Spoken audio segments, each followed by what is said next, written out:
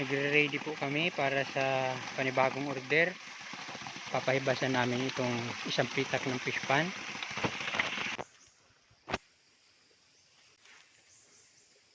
Labo na siya, gawa ng ulan, magdamag. Ayan, nilalagyan pong ganyan para yung tubig dito sa kabila hindi makasama paghibas. Pagpahibas nito. Baruto ko lang digdi, matatanggal ko lang yan. Hila-hila. Hindi na yan. Hindi na yan maano. Anuhan na lang mamaya, bantayan na lang. Kung maghibas din itong kabila.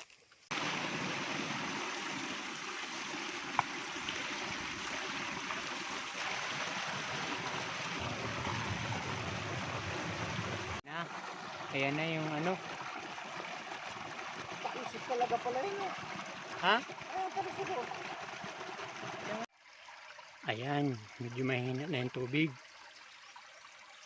Ayan, yan po yung mga lagayan, ang order.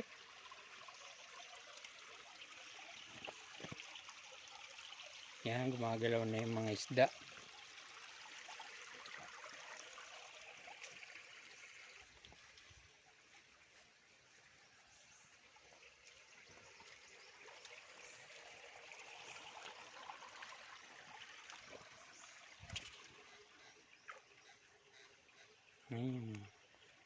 Kita na yung isda, nagkakagulo na.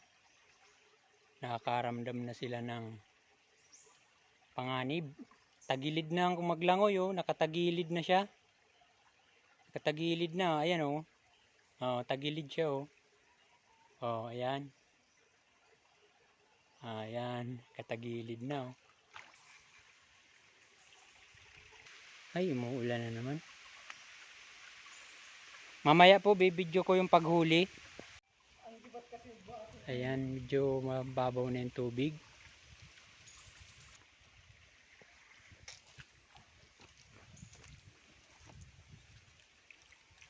Ito dati yung lambat na ginamit namin nung nakaraan.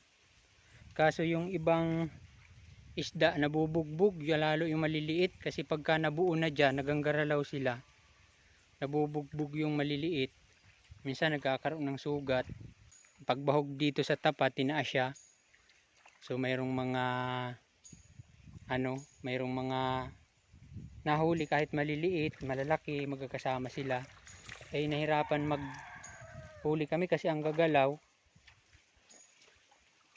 Kaya yung mga maliliit narurugado. Bubugbog sila. Ayan yung isda. Hinihintay namin magpunta doon sa may pinto para doon namin hulihin.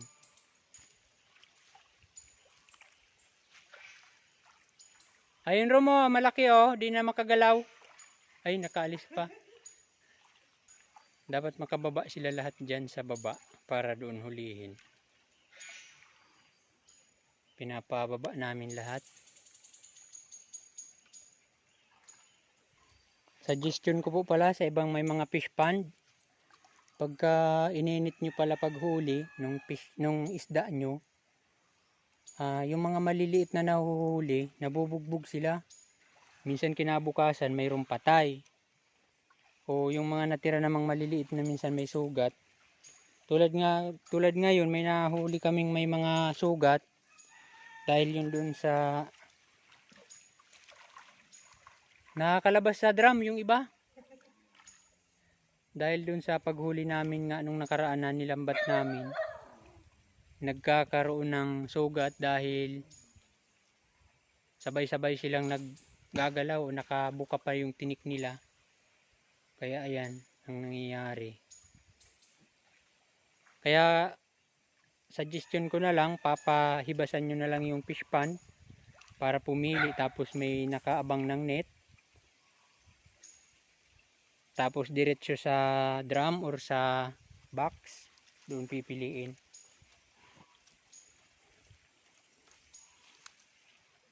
May sunod pa pong order ako dito. Yan. Ayan po, maghuhuli na sila. Itataas nila yung lambat, dadalhin sa tabi para doon po piliin yung mga maliliit at malalaki na isda. Unang ahon pa lang po nila yan ng lambat. Hindi kasi pwedeng isahan kasi madami po yung isda. So hinati-hati muna para makaya nila papunta sa tabi.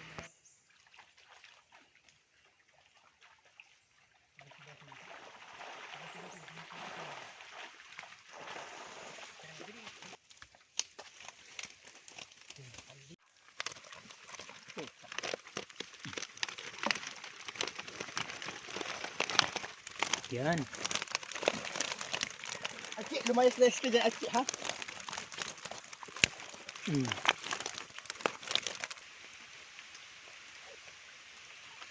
Yan po yung aming tilapia. Ganyan po siya. 4 pong piraso. Mahigit po siyang 1 kilo. Yan. Yun. Pero kadalasan po, ang kadalasan pong isda dito, 5, 1 kilo.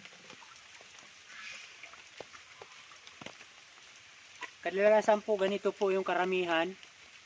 5 piraso po, minsan po yung iba nahigit naman 1 kilo.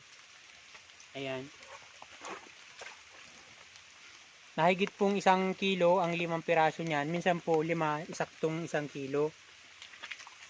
Yan po yung kadalasan dito kasi itong isda po ay ano pa lang po ito, 4 months. Yung isang batch po ay magpo 4 months pa lang. Ang pagkain po namin ay feed po para sa tilapia. Handa na po namin yung pang-deliver sa mga order. Pinapakuryente ko na po at malalaki yung ano, yung dalag, yung mga predator na nakukuha. Pakita mo nga yung dalag, Rom, na nasaan na yung nakuha mo. Malaki, hindi kita. Pang ilan na yan? Pang 4. Ayan oh. Parang kamay ng bata, kalaki. Ito po yung dalag.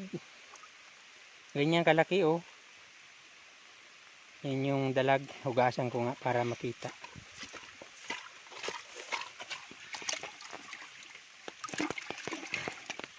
Ayan siya oh. Oh. Yan yung mga predator na kumakain ng fingerlings dito sa ano, dito sa aming fish pond.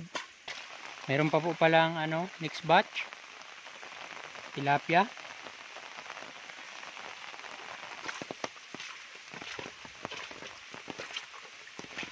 Ito yung pangalawang batch. Pangalawang batch ng tilapia. Yan. Dito na po yung order sa dait. Ayan. Shout out kay Monique. Ang order niya po ay 15 kilos. Ito naman ay 12 kilos. Shout out kay Jim. Pang ihaw daw. 2 kilos na malalaki. Sa classmates ni Keisha, 4 kilos. Maraming salamat din po kay Teacher Emrose Basco, 2 kilos. Kay Manuel Dime, 2 kilos.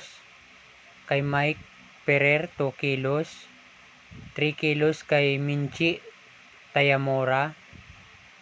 1 1/2 kilos Maritoni. Tsaka po pala kay Rob, 2 kilos. Yan po, maraming salamat po sa lahat po ng nag-order. Thank you po sa inyong lahat. Shout out. God bless you po.